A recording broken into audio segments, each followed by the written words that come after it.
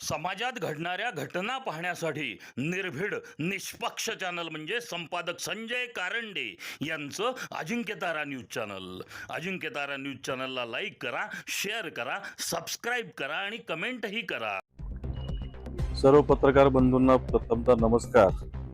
साताऱ्यामध्ये मंत्री उदय सामंत यांच्या नावाची चर्चा गेल्या वर्षापासून अधिकची होत चाललेली आहे. साताऱ्यामध्ये MIDC मध्ये फटाके वाजवण्यापासून वायसुरू रस्त्यापासून ते वायसुरू रस्त्याचा पैसा जिल्हा परिषद पंचायत समितीला येण्यापासून ते आता 2 नंबर धंद्यांच्या मध्ये या ठिकाणी उदय सामंत मंत्र्यांचं नाव या ठिकाणी राजरोषपणे घेतलं जात आहे. या ठिकाणी आज साताऱ्यामध्ये अवैध धंद्यांचा सुळसुळाट झाल्याच्या प्रसंगी जिल्हा अधिकाऱ्यांना आम्ही निवेदन दिलेलं आहे. साताऱ्यामध्ये फार मोठ्या प्रमाणात या ठिकाणी अवैध धंदे सुरू आहे.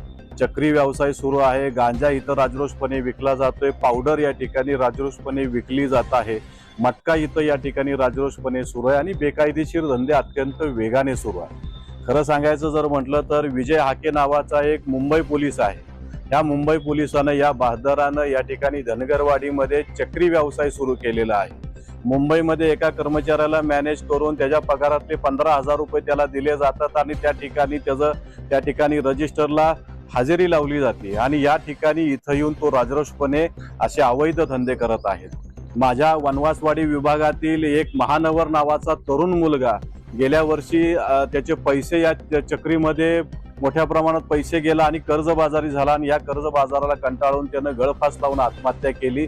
तशी पोलीस स्टेशनला पोलीस डायरीला नोंद सुद्धा आहे. आणि अशा पद्धतीनं या ठिकाणी म्हणजे ड्रग्सच्या नावानं तर हा जिल्हा बदनाम होत चाललेलाच आहे.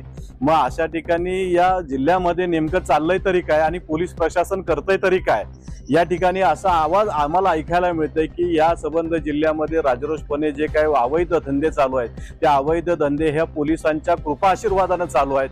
त्यांचे हात ओले या ठिकाणी हे अवैध धंदेवाले करत आहेत आणि अशा पद्धतीनं या ठिकाणी हे धंदे राजरोषपणे सुरू आहेत. म्हणजे काही महिन्यापूर्वी काही वर्षापूर्वी तुम्ही जर बघितलं तर हा सातारा जिल्हा अत्यंत शांत शिस्तप्रिय आणि इथं कुठल्याही प्रकारचे अवैध धंदे चालत नव्हते. त्या पद्धतीचे पोलीस अधिकारी कडक कारवाई जिथं धंदे चालू आहेत तिथं कडक कारवाई करत होते. पण आता या ठिकाणी पोलीस फक्त बघ्याची भूमिका घेत आहेत, कारण ह्यांचे प्रत्येक महिन्याला हात ओले होत असतात. अशा पद्धतीचे हप्ते या ठिकाणी पोलिसांना राजरोषपणे चालू असल्यामुळं या ठिकाणी या सातारा जिल्ह्यामध्ये अवैध धंद्यांचा सुळसुळाट झालेला आहे. या ठिकाणी एका तरुणाला आपले प्राण गमवावे लागत आहेत.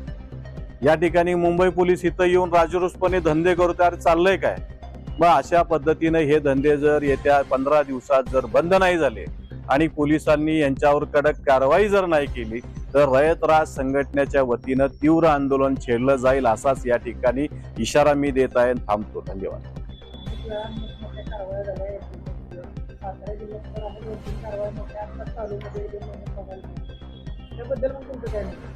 नाही, मुळात मी जसं सांगितलं की पोलीस सतत या ठिकाणी पैसे घेऊन मॅनेज होत आहेत.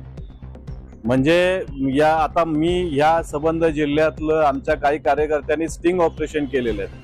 कुठला पोलीस पैसे घेऊन जातो, LCBचे पैसे कोण घेऊन जातं, शहरचे पैसे कोण घेऊन जातं, स्थानिक पोलीस स्टेशनचे पैसे कोण घेऊन जातं, त्या पोलिसाच्या नावासकट या ठिकाणी कार्यकर्त्यांनी स्टिंग ऑपरेशन केलेलं आहे. आणि हे केलेलं स्टिंग ऑपरेशन वेळ पडल्यानंतर मी ओपन करणार आहे असे या ठिकाणी जाहीर करतो.